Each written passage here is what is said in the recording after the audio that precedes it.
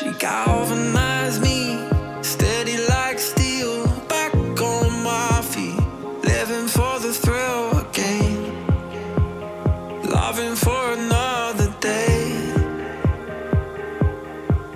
She satisfied me, gave me what I want, just what we need, never too far away, loving for another day. But she asked for something more. She asked for,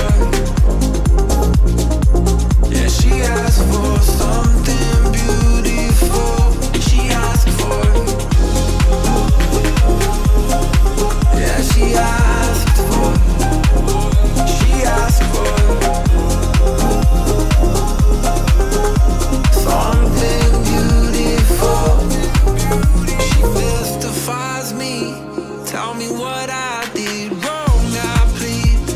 Never did I think we would be loving for another day. But she asked for, Ito yung 2023 model ng Raider 150 Fi Metallic Triton Blue. So kung napanood nyo guys, na-review ko yung Raider 150 Carb X-Star. So medyo magkahalintulad lang talaga sila ng kulay. Ang pinagkaiba lang is itong 2023 model na Raider Fi is much brighter yung pagkaka-blue niya kumpara doon sa Raider 150 Carb.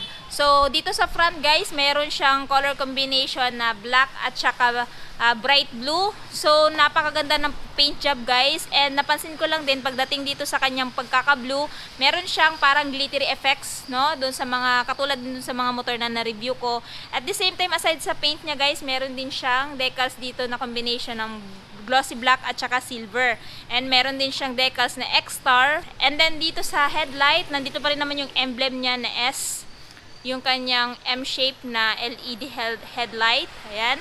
Tapos to, naka-LED pa rin. Turn signals, ganun pa rin guys. Naka-bulb type or halogen.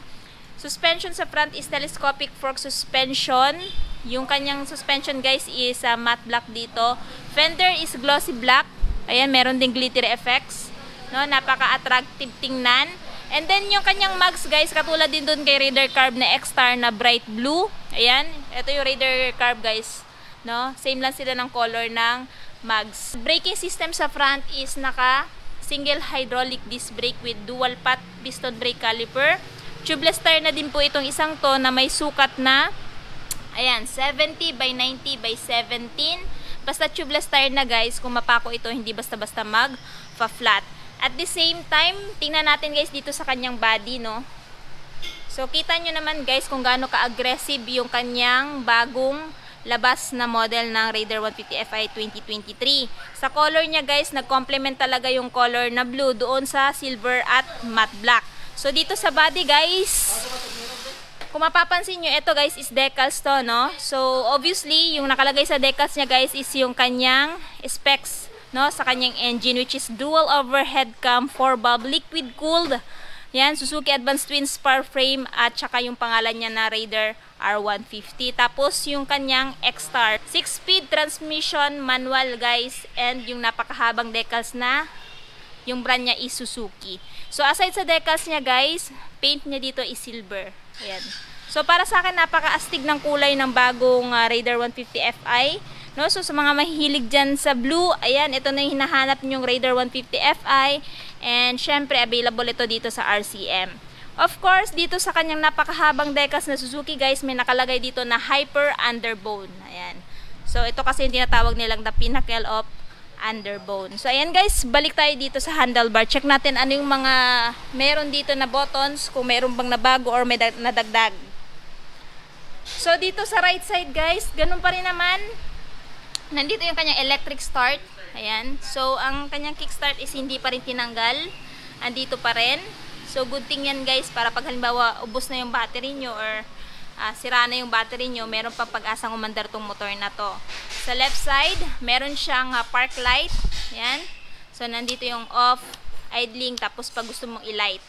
Tapos nandito yung kanyang high and low and turn signal switch.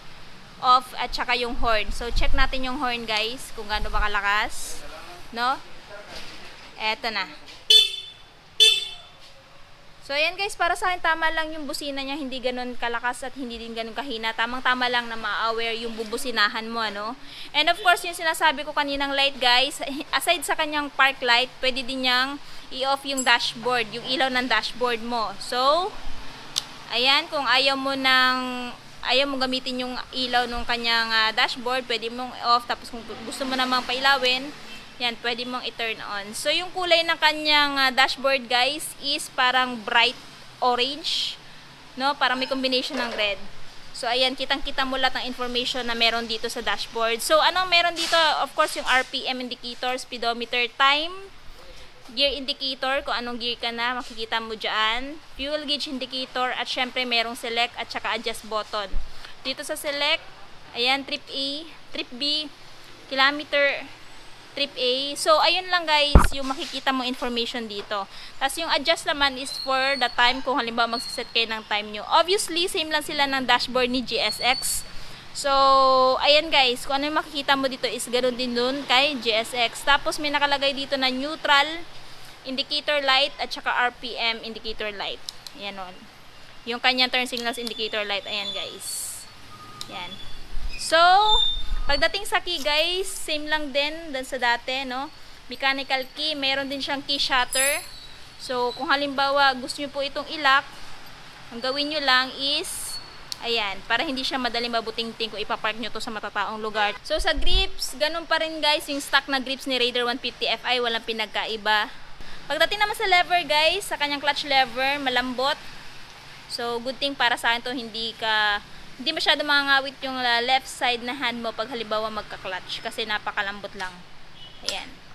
Side mirror, ganun pa rin guys, stock side mirror, walang pinagkaiba sa dati. Kung ano yung side mirror ng Raider Fi 2022 model or 2021 model, same lang dito sa 2023 model.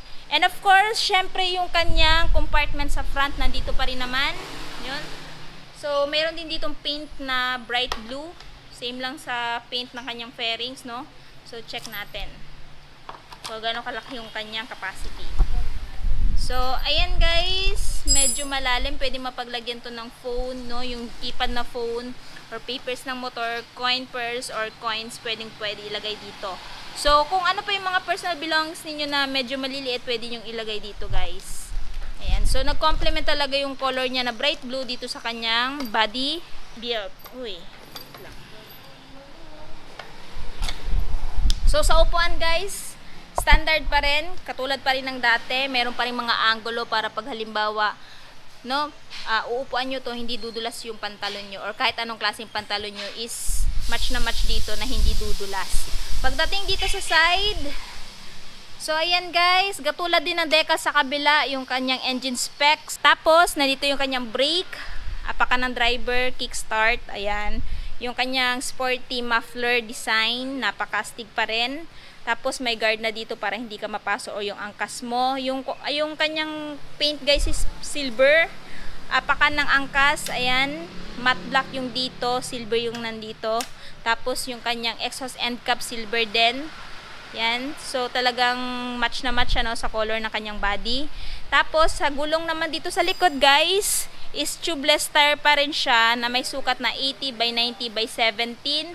Yung color ng mags is bright blue. Same lang dun sa front. Ayan, napakaganda ng pagkakapaint. Braking system is naka single hydraulic disc brake with single pot piston brake caliper na ang brand ay Tokiko. Suspension is naka monoshock swing arm suspension. So, pagdating sa kanyang light sa likod guys, naka bulb type pa rin, kagaya ng dati. Tapos, yung nagustuhan ko sa kanya guys is naka full assembly na meaning hindi po hiwalay yung kanyang turn signal light sa kanyang brake light. So, para sa akin, mas goods na goods to at napaka-advantage na ganito para wala ka ng ibang intindihin kung sasampay yung OBR mo. Ayan. Tapos, meron ding ilaw ng plaka dito, bulb type, plate holder, at syempre yung sticker na Suzuki. Ayan guys. So, tapos nandito pa rin naman yung napaka-astig niyang grab bar guys. So, matte yung datingan dito banda. So, dito is, yan, equip pa rin siya ng chain cover. Plastic yung datingan. Apakan ng angkas. Yan. Tapos nandito yung kanyang cambia. So meron siyang 6-speed manual transmission, no? So 1 down and 5 up. Pagdating naman sa kanyang side stand, ganun pa rin, typical side stand, walang side stand switch. Tapos yung kanyang center stand, ayan. And dito sa kanyang radiator guys, no, I highly recommend na lagyan nyo po ito ng cover para nang sa ganon, pag idadaan nyo to sa rough road, hindi po madali matamaan ng bato tong kanyang radiator. Kasi ang tendency niyan guys, UUP yan. Kung halimbawa wala siyang cover. So, para sa akin, ayan, kung halimbawa ito yung bibilhin nyo, ayan, maglagay na lang po kayo kaagad ng cover dito. Yung horn niya guys is meron na ding harang para hindi matamaan ng mga bato-bato. And of course, meron na din siyang yung kanyang black undercowl para safe na safe yung engine nyo. Kung, ayan, idadaan nyo po ito sa mga rough road.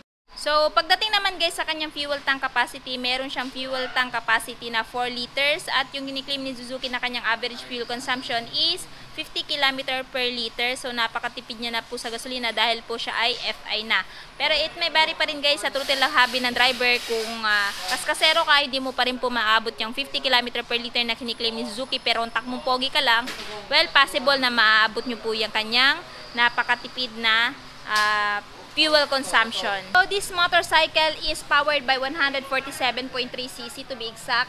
4-stroke, dual overhead cam, 4-valve, and siya po ay liquid cooled na. So good thing guys na liquid cooled na siya nang sa mga long ride, hindi ka na mangangamba guys na mag-overheat ka agad yung motor na to. So check nyo lang po palagi yung tamang coolant level nitong si Raider 150 Fi and hindi na po kayo mamomroblema na mag-overheat to. At meron din po siyang compression ratio na 11.5:1.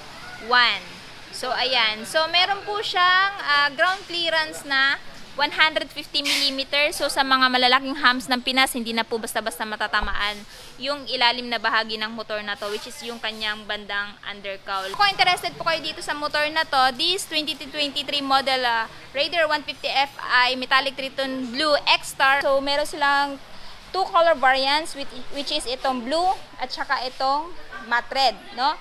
So, meron po siyang updated price guys na, ayan, 119,016 pesos kung bibilhin nyo ng cash. Same lang po sila ng price, no? And down payment is 8,000 and monthly for 3 years na, ayan, 5,504 at rebates na 200 to 300 if advance.